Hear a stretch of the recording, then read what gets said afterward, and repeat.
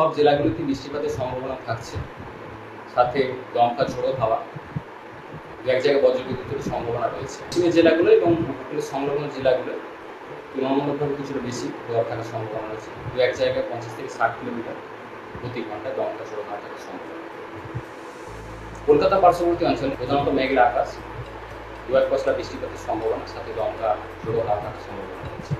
থেকে তো অনেকটাই কমে যাবে, লোকালয়ে দু এক জায়গায় বৃষ্টিপাতের সম্ভাবনা। 11 তারিখ আবার একটু বাড়বে।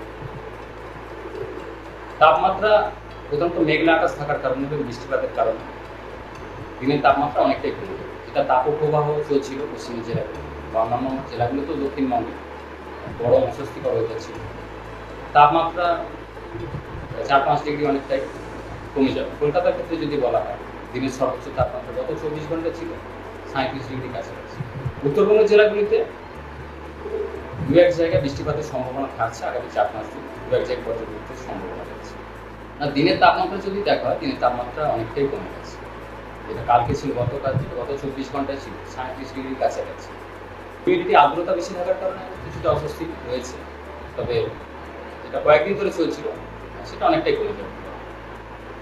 তবে 8 তারিখের পর আবার 9 তারিখ থেকে আবার একটু দিনের তাপমাত্রা সামান্য বাড়বে, 2-3 ডিগ্রি।